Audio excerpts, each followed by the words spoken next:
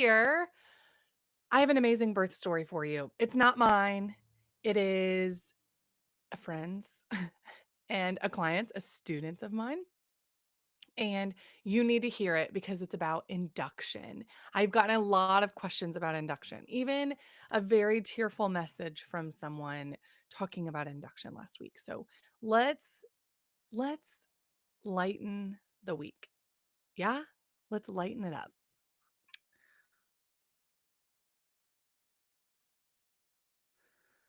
Lighten the mood, lighten the week with a really, really great birth story.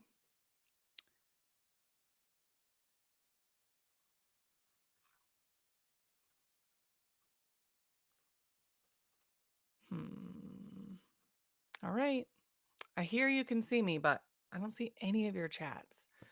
I'm really sad about that. So bizarre. So bizarre. Hmm. I don't think it's recording either.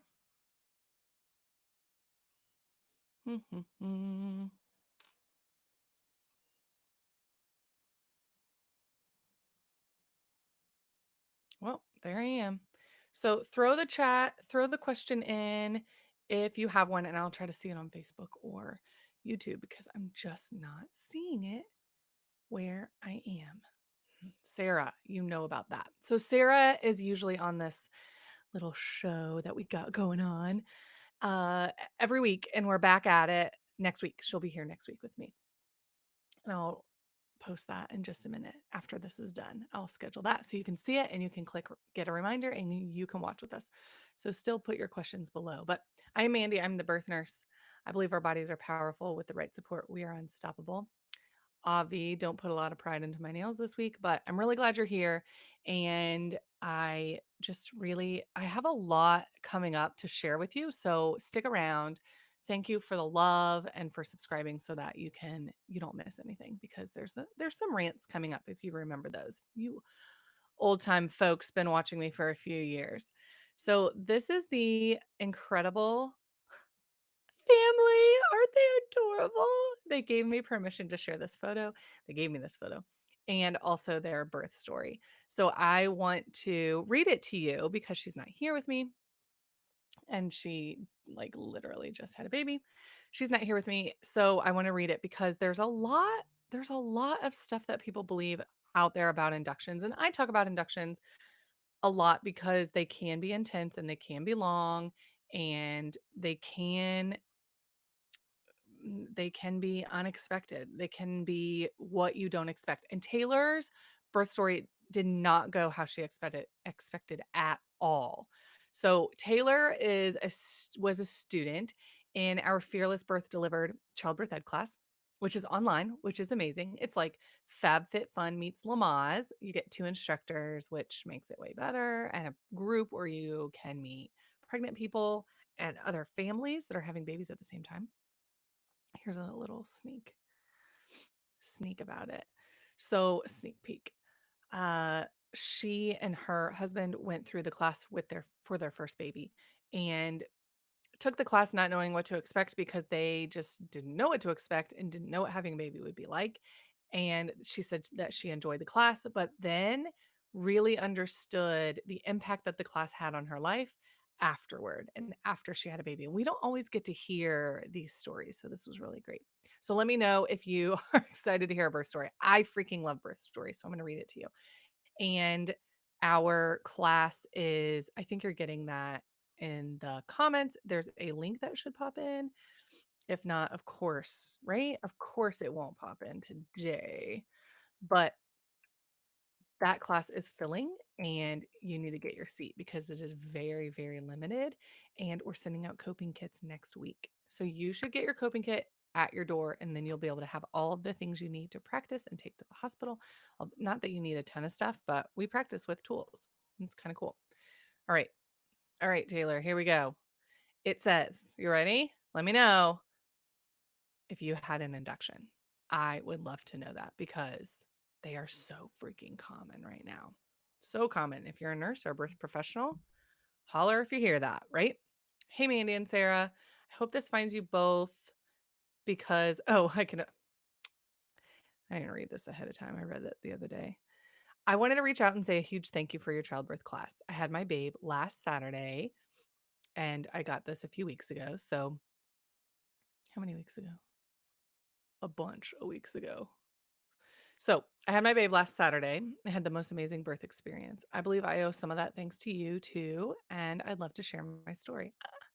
So I started showing signs of preeclampsia at the end of my pregnancy and ended up having to be induced. This super freaked me out because of horror stories. As we know, we've heard those.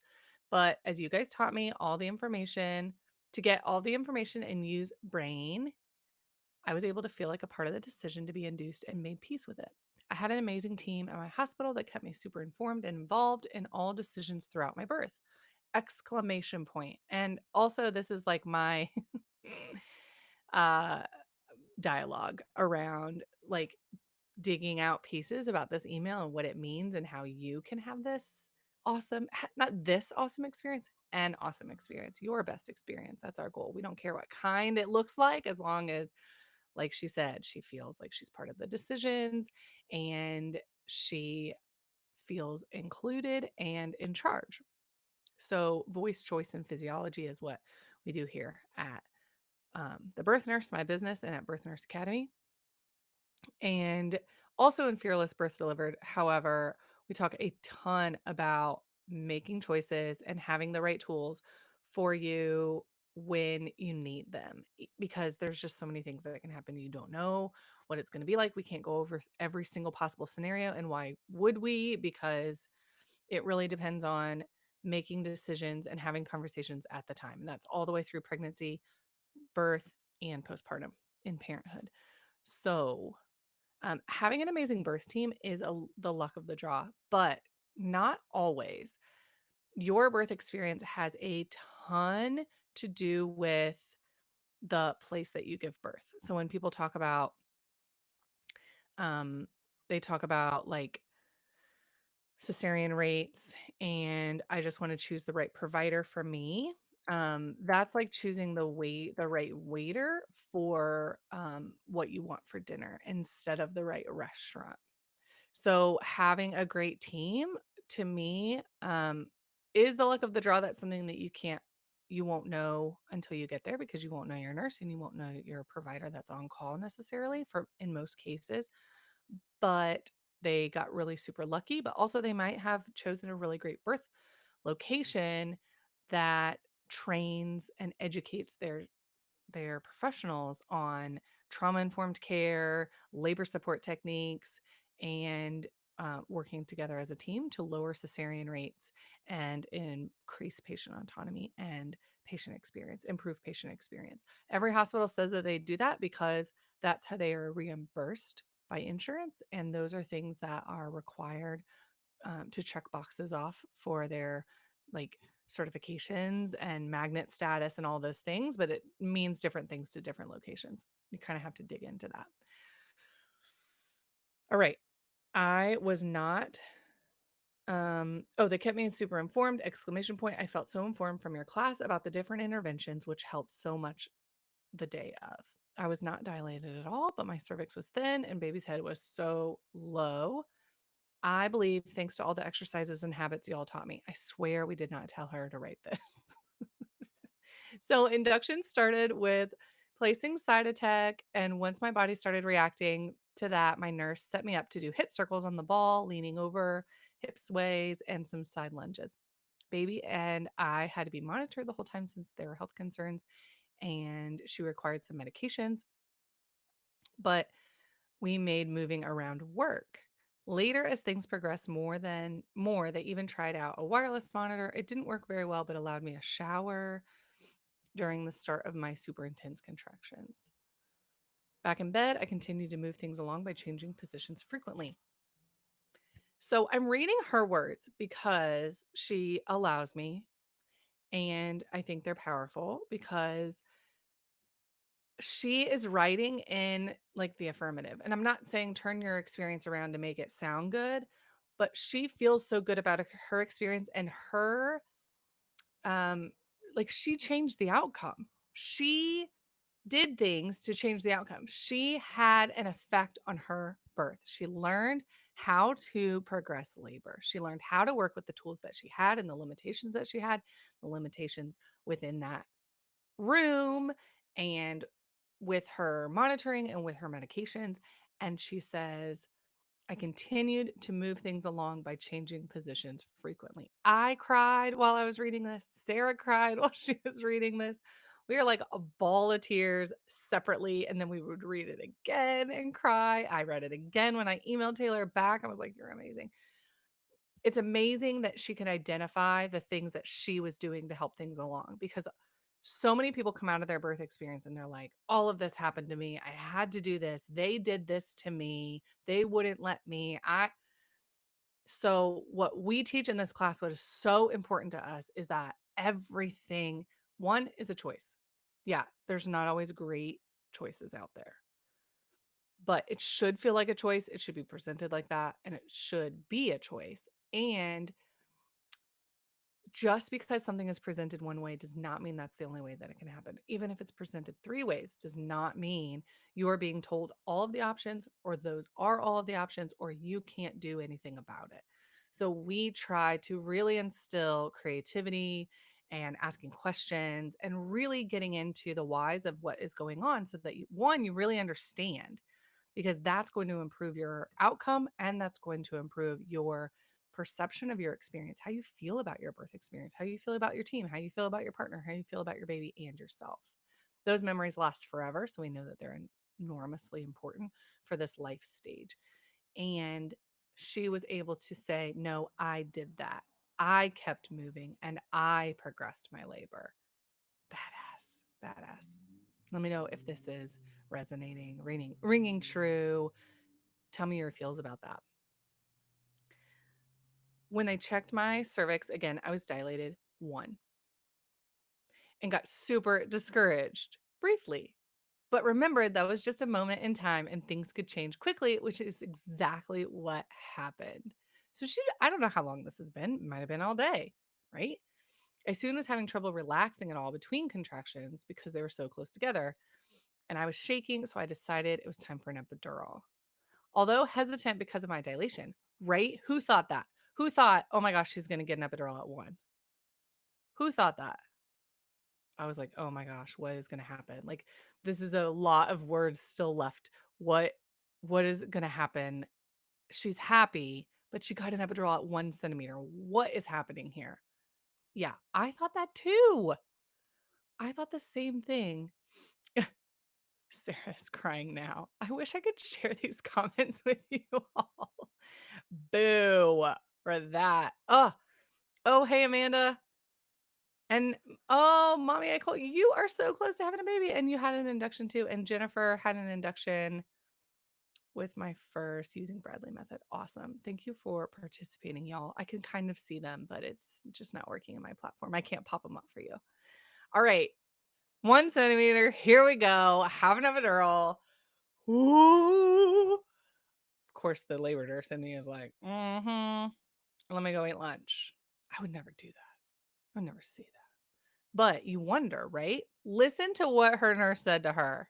Listen when I find it. Hesitant because of her dilation. My nurse said to trust my body, and I felt like it was what I needed. Her nurse is the bomb. Also, I don't often say trust your body. That is like it works for some people, doesn't work for other people. It's ableism for some. So trusting your body it works for Taylor. It worked for Taylor. But I wouldn't say like, nurses, put that on your roster, put that on your list as like first thing you should say to make people feel powerful.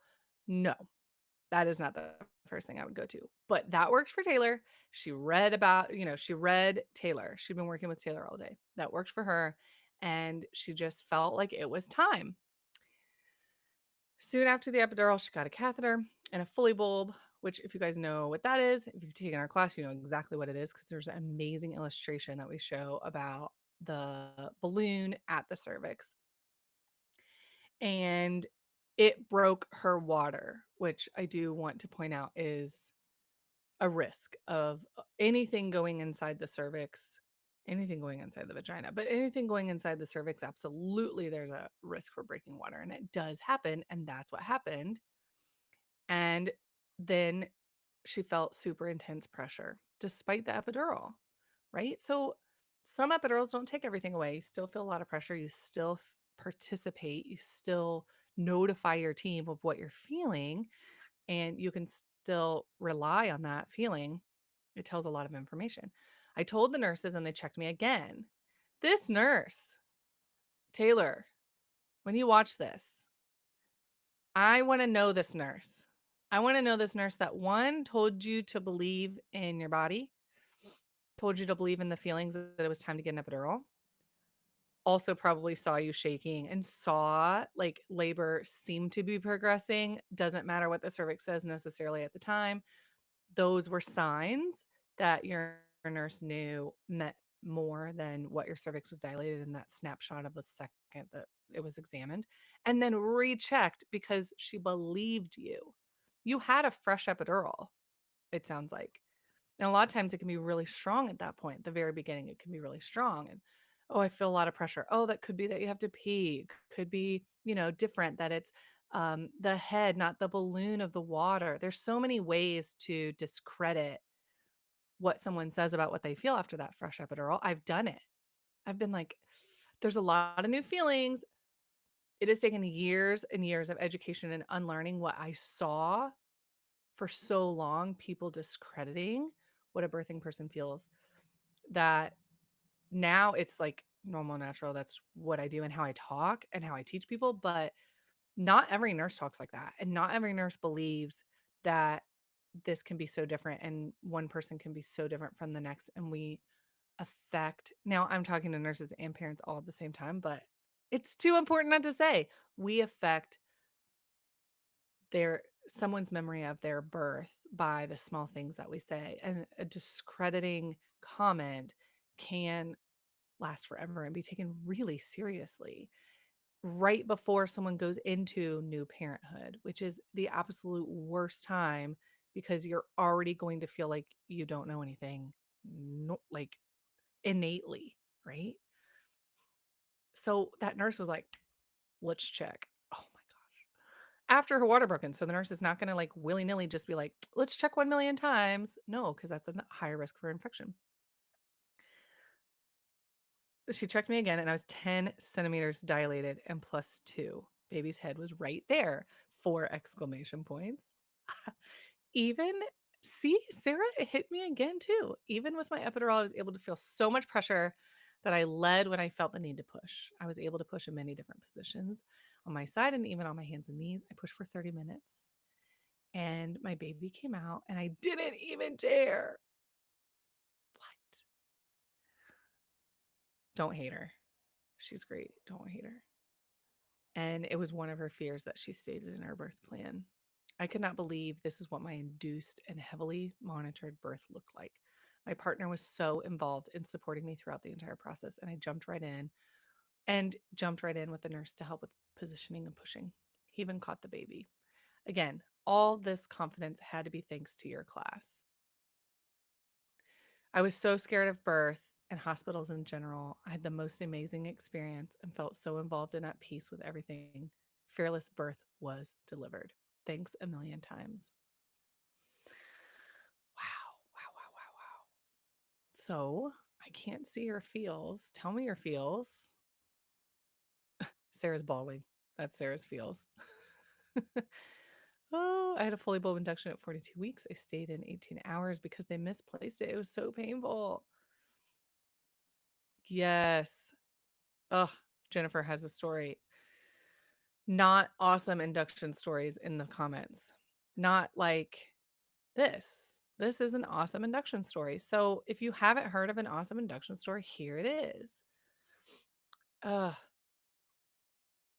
and and I replied to her email with a lot, like she's boss. But I said, it's not because we told you what to do or how to do it. You had an incredible experience because you and your partner put in the work. And it doesn't mean that everyone who puts in the work, who didn't put in work, has bad experiences, but they put in so much work ahead of time to even determine what a great birth experience looked like for them. Because I think so many of us are afraid to look into that and afraid to make a decision on what we want it to be. I was told that go in with no expectations. That's what I was told. That's a lie. That perpetuates some really ugliness to continue to happen inside of hospitals. That is a lie. You absolutely can have an expectation about your birth. You absolutely can have goals. And I think we take a page out of Taylor's book. A lot happened that she didn't expect. A lot happened that she didn't even want to have happen. A lot happened that probably fed into those fears of birth. And it was highly monitored and it was induced and she was having a ton of medicine and she was limited. All the things that she didn't necessarily picture in this is the birth that I want and I don't want to tear birth plan, including whatever else was on her birth plan. But she went in knowing, okay, even if it's not the exact same as what I want, Mandy and Sarah said it might still look different than what I think it will or what other people say it should.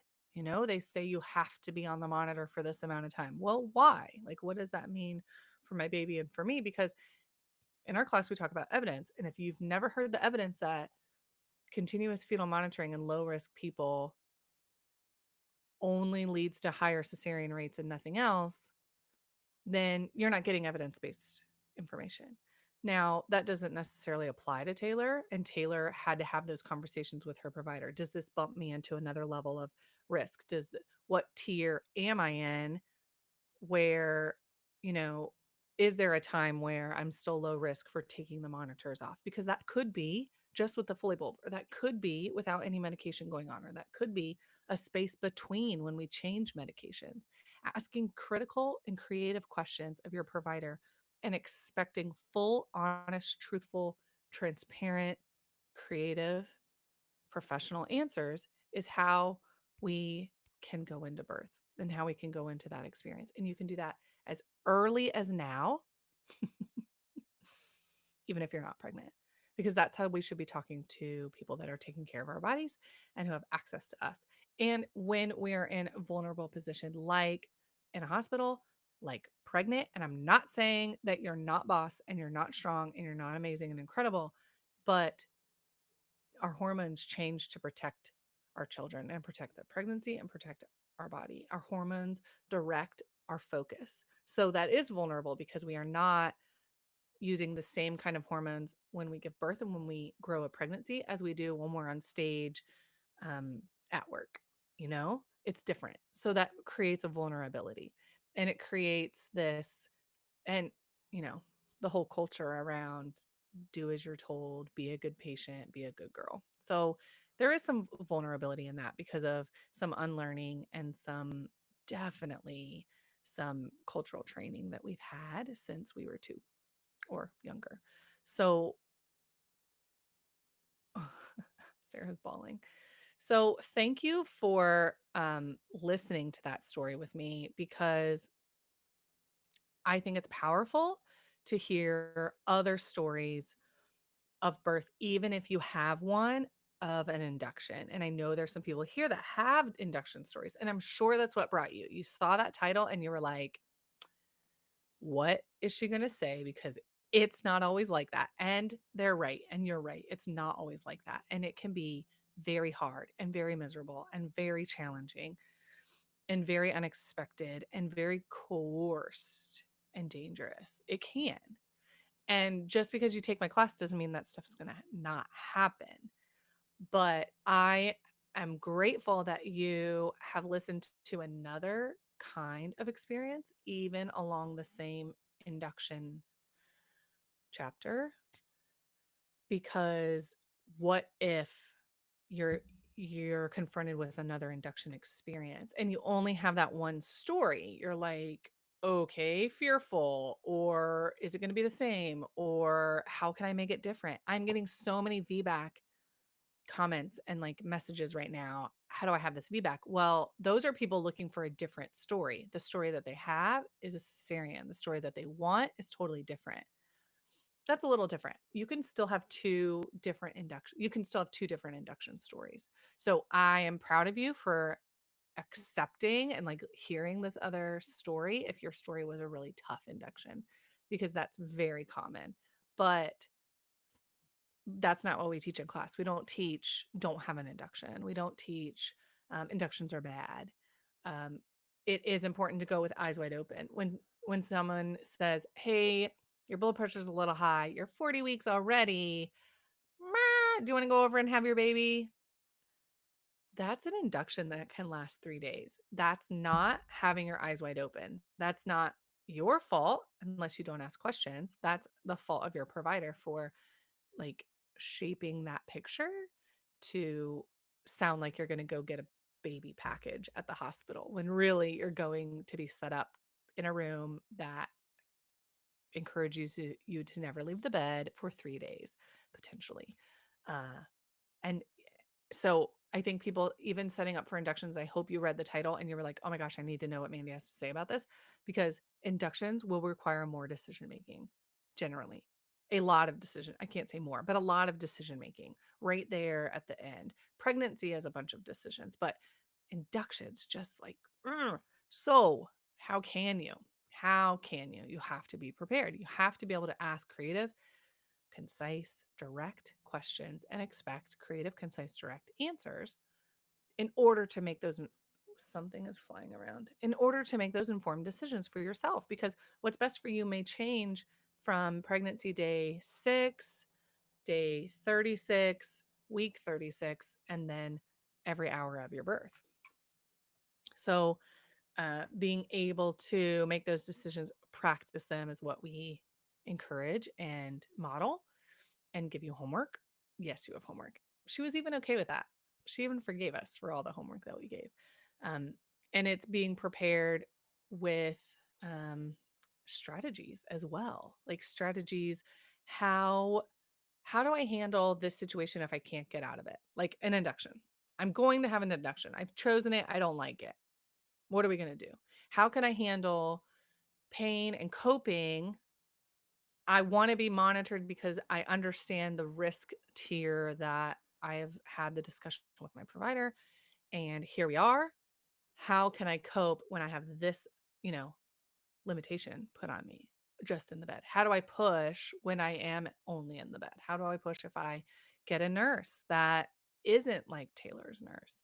So, having strategies ready, those are the things that we teach. We spend so much more time on those than some other parts of childbirth ed classes that I think people expect. They expect to spend an hour on a placenta. They expect to spend tons and tons of, usually in a 6-week class, I can go over some of these concepts like anatomy over and over. So we're all really like solid. But anatomy is something that you can just flip through the workbook that we give and or go on your phone and get the PDF and just be like, "Oh, okay, now I remember. Yeah, totally. Totally. Cervix, vagina, amniotic sac, placenta. Okay, got it." The important stuff is the stuff that's practiced from the beginning of the class through the end. It lasts 1 month, and you've had conversations with your doctor. You've had conversations with your partner. You've had conversations with your family members. You've been able to find support that you need. You've been able to write things down and really formulate them. We give you permission to change your mind and to come up with some of those things. Like, what makes you nervous, and like a safe place to kind of walk through that feeling and sit with that feeling and learn from that feeling. And then at the end, what's changed? How do you feel now? The stuff that makes you nervous, what have you done about that? What can you do about that? What can't you do about that? I could go on. This stuff, I am so passionate about informed choices, having a voice, supporting physiology. What the hell is physiology? Right? Like what what should I be trusting my body to do? Right? That is what is just in my heart for you to have. And it's not as scary as it sounds, even though we talk a lot about fears and we do crush a lot of firmly held beliefs that people hear in the media and in culture and even have seen before. We crush them. We crush them and we question them. So I'm going to read some comments, but you can find the link in the comments right now. You need to get your spot ASAP. International deadline has already passed for international shipping. International shipping during this time in this year is not reliable. So it is now if you are in the US, or if you do not need your coping kit before class starts, of course you can join us, but we cannot guarantee if you are international that it'll get there. And I have so much that I want to fill you in on with um, all the labor nurse workshops that I had and am having. And I'm teaching nurses and birth professionals all over, and I'm so passionate. We ended the class earlier this month, my teaching assistant and I, and she said, "Oh my gosh, did you just have so much fun? You just looked like you loved today."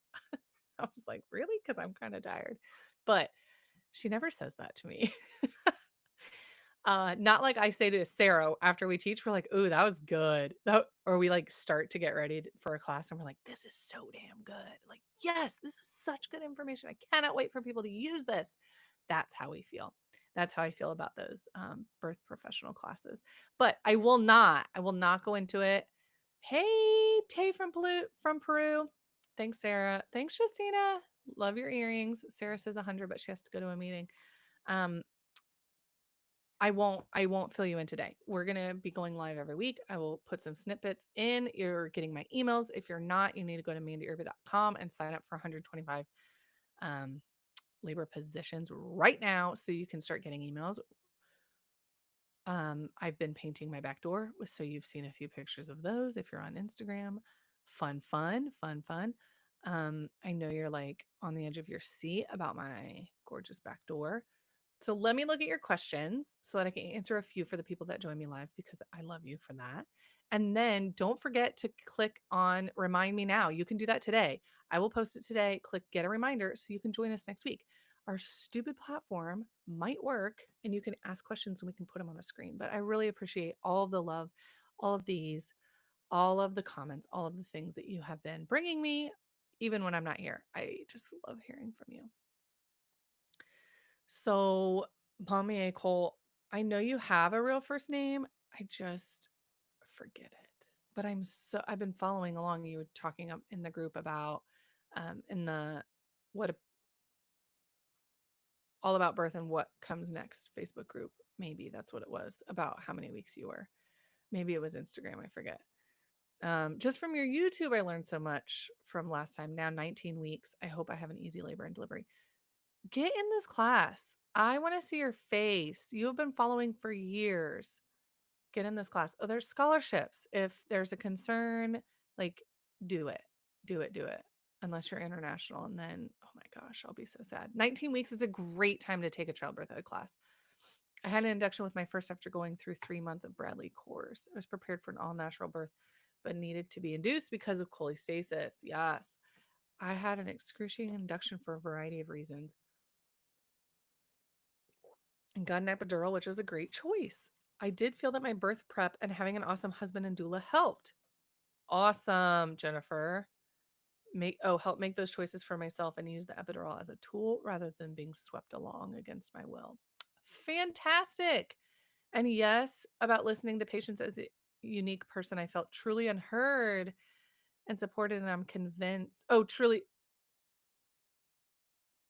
I felt uniquely heard. Oh, good. And I'm convinced that had so much to do with having a good birth experience. Oh my gosh. Yes, Jennifer. Thank you for saying that. It is. There's a lot. There's a lot. And you're crying. Everyone's crying. I know. I know. I know. Partner caught the baby and they're like beautiful, shining faces in that picture. They're so sweet. I had a fully bulb. Hey, Virginia. I had a fully bulb induction at 42 weeks, stayed in 18 hours, and it was so painful. 18 hours is a long time for a fully bulb. Usually it's 12. And Rachel had an induction. Amanda had an induction. Rachel, it actually went better than I expected. Other than Pitocin, she went natural. I'm assuming that means like unmedicated for pain. Side note, Jennifer, I shared this video in the ICP Care Itchy Moms Facebook. So many moms ask how awful inductions are. I think many there will find this helpful.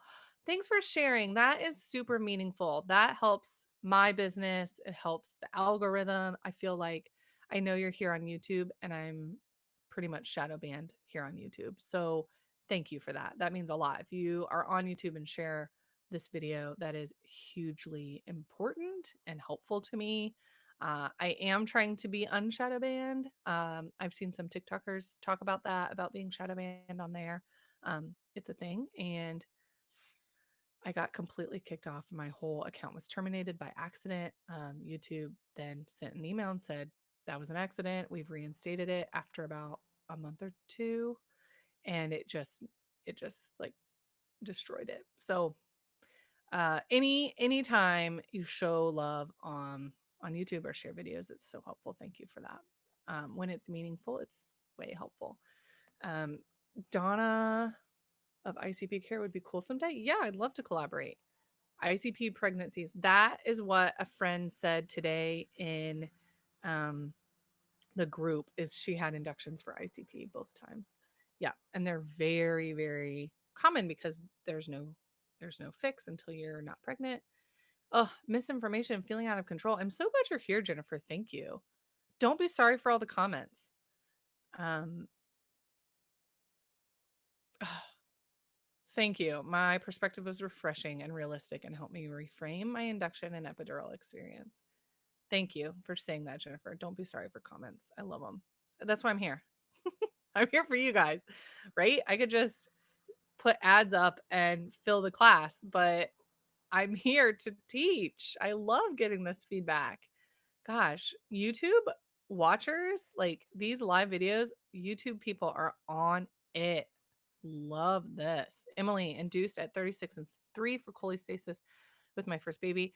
That if people are watching and don't know, cholestasis of pregnancy, ICP, is a problem that happens with the gallbladder and the liver, and it causes itchiness. A lot of times in the hands and the feet, but it can cause itchiness all over. Not generally a rash like a pup's rash, but it's dangerous, and the levels in your body that are supposed to be processed by the liver are not being processed. So it's kind of like poisoning to your body, and it can lead to, sorry, have I told you that my neighbor mows their lawn every day? My neighbor mows their lawn every day. That's the neighbor mowing their lawn every day. I think they do it right around this time also. I should have known that. It usually is encouraged to be induced 36 or 37 weeks, which I know is like, what? I haven't read. I think depending on the severity is what the professional suggestion is. And every time she's pregnant, I look it up because I'm like, did it change? Is it going to be 37? Is it going to be 39? And it's like 36, 37 for most people.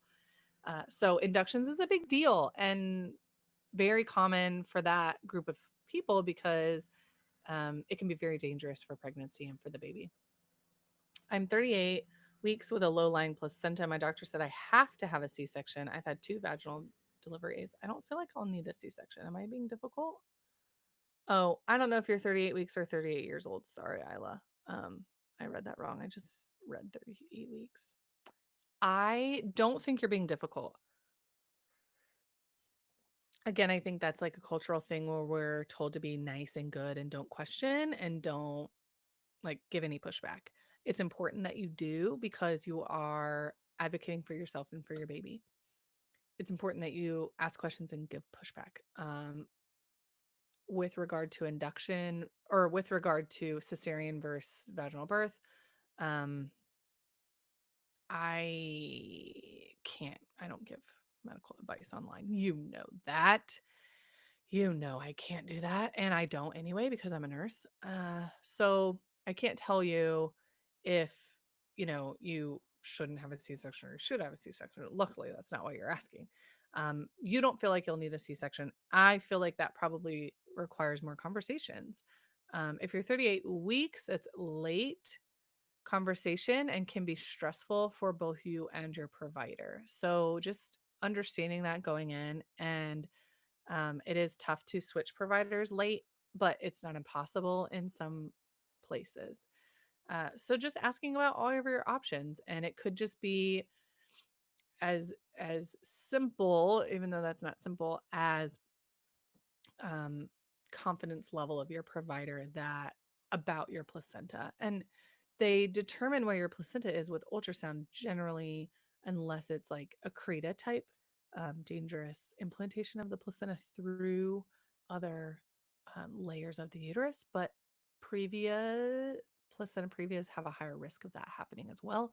So if your provider believes that it could be something close to a previa, then the risk of that happening is higher. Then it is a safety concern in their comfort level. And it could be the limitation due to the ultrasound.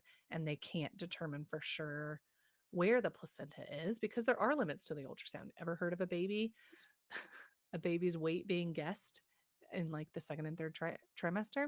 It can be off by a pound, up or down. And some people say 2 pounds. I've heard 1 pound and I've read 1 pound. And I've seen 1 pound many, many times. So ultrasounds have limitations, especially when there's a big baby in there and they're trying to determine the placenta location. They can't see every single angle and every single position with an ultrasound. So there are limitations. And if you're not clear about what those are, you should get more clear from your provider. And they should be able to say, honestly, like, I'm just not comfortable with this because I've seen XYZ, that is going to give you a little more information. And it does not mean you don't choose to go with them. It just gives you some transparency, which gives you more information to make that decision.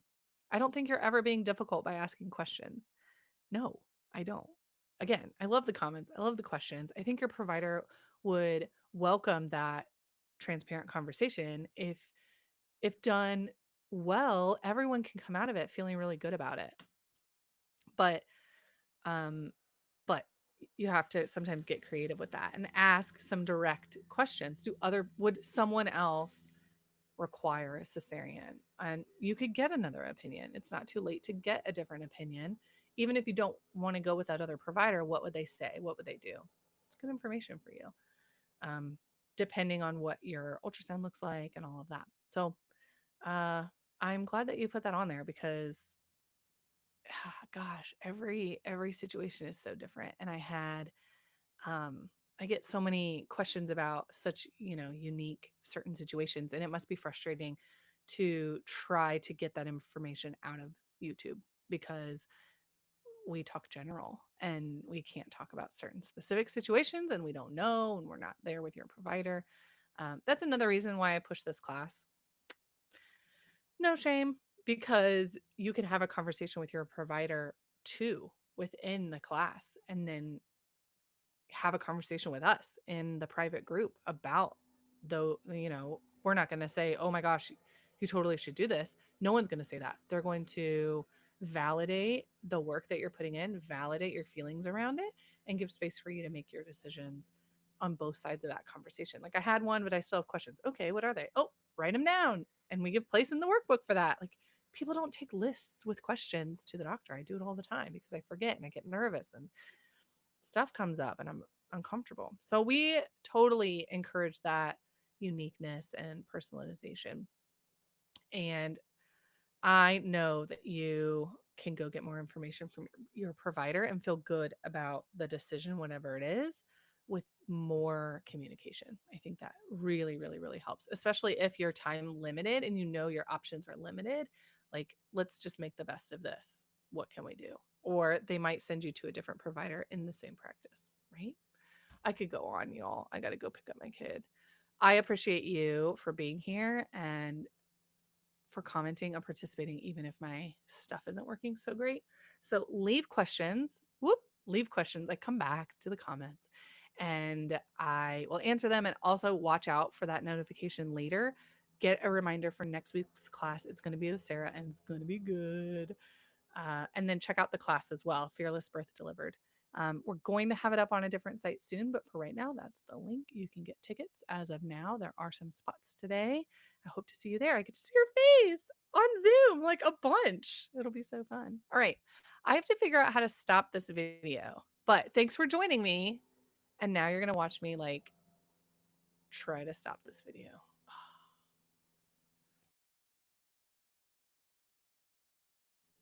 Dun, dun, dun. Ugh, lame.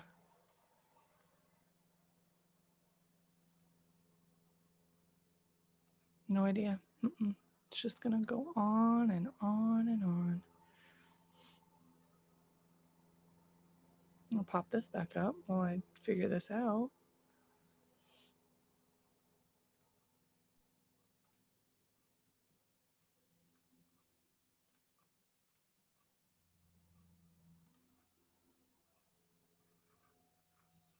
Hmm.